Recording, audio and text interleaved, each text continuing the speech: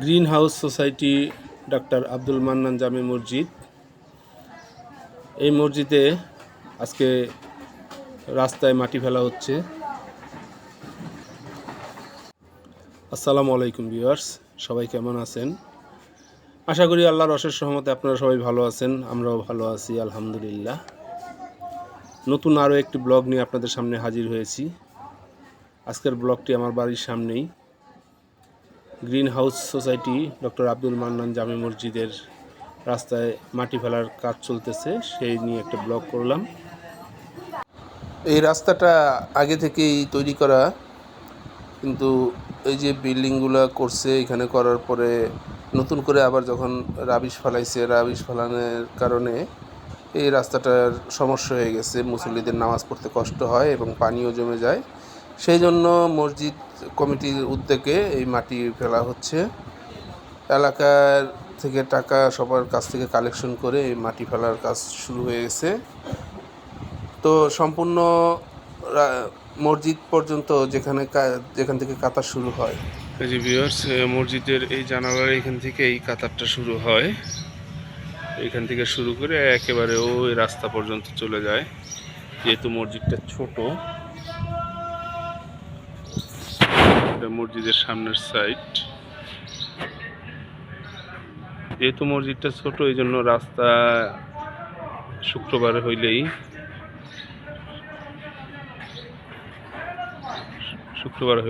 মসজিদের এই পাশের যে রাস্তা আছে, এই রাস্তা সম্পূর্ণ ভরে যায় এবং এই পাশে যে বিল্ডিংয়ের যে এই নিচতলা ফ্লোরের যে খালি জায়গা গাড়ি পার্কিং এরিয়ার জন্য রাখছে, সেই জায়গাটাও পরিপূর্ণ হয়ে যায়। তো মাটিটা আস্তে আস্তে সামনের দিকে আসবে। অবশ্য এখানে আশেপাশের বিল্ডিংয়ের কাজ করাতে এখানে এই যে দেখতে পাচ্ছেন ইটের চাকাগুলো আছে, যে এগুলোর জন্য মুসল্লিদের নামাজের কষ্ট হয়। এখানে রাবিশ ফেলানো হয়েছিল। যেহেতু এখানে সেজদা করতে হয়, সেজদাতে মুসল্লিদের হাঁটুতে ব্যথা পায়, সেই জন্য এই মাটির ব্যবস্থা করা হয়েছে। এমনিতে প্রতি শুক্রবারে ঝাড়ু দেওয়া হয় রাস্তা, কিন্তু রাস্তা ঝাড়ু দিলে কী হবে, যেগুলো বসে গেছে সেই ইটের কণাগুলোতে সমস্যা করে, যার কারণে এখন এভাবে সরাসরি মাটি নিয়ে আইসা ফেলানো হয়েছে। এটা মাটি, বিটি বালু না।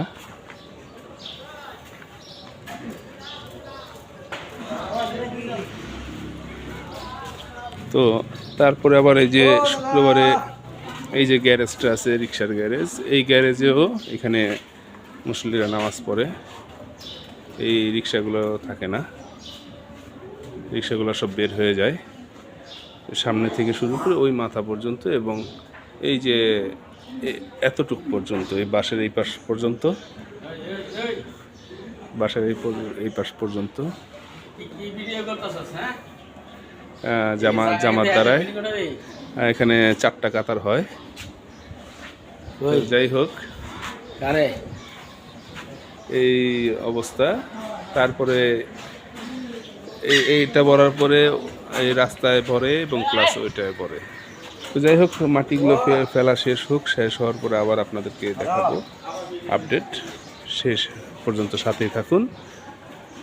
আর যারা চ্যানেলটাকে সাবস্ক্রাইব করেন নাই, চ্যানেলটাকে সাবস্ক্রাইব করে দিবেন। আমাদের এই মসজিদটা সম্পূর্ণ নতুন, মসজিদটা স্থাপিত হয়েছে 14/2/2022 সালে। এখন পর্যন্ত মানে ওই অবস্থাতেই আছে। আসলে এখানে কালেকশন খুব কম হচ্ছে।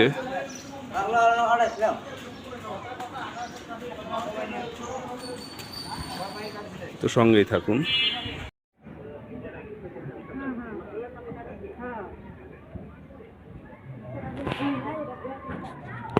ভিউয়ার্স, মাটি ফেলা শেষ হয়েছে।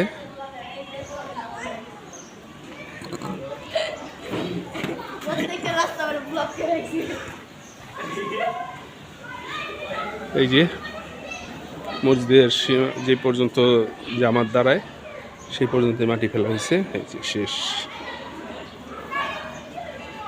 এখন আর মুসল্লিদের তেমন একটা কষ্ট হবে না, তবে এটা আসা যাওয়ায় সমান হয়ে যাবে।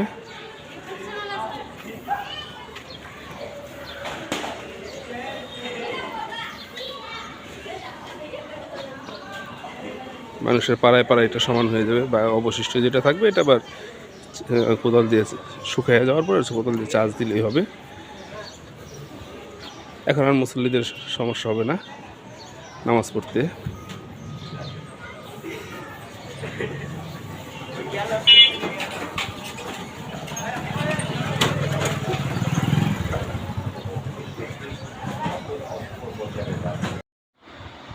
তো ভিউয়ার্স, আজকের মতো এখানেই ব্লগটি শেষ করতেছি। সবাই ভালো থাকবেন, সুস্থ থাকবেন, এবং যারা যারা চ্যানেলটা সাবস্ক্রাইব করেন নাই, মেহেরবানি করে চ্যানেলটাকে সাবস্ক্রাইব করে দিবেন এবং পাশে থাকা বেল আইকনটি বাজিয়ে রাখবেন, যেন পরবর্তী ভিডিও ছাড়ার সাথে সাথে নোটিফিকেশনটি আপনার কাছে চলে যায় এবং সবার প্রথম আপনি যেন দেখতে পারেন। আমাদেরকে ভালোবাসা দিয়ে উৎসাহিত করে রাখবেন। আসসালামু আলাইকুম ওয়া রাহমাতুল্লাহ।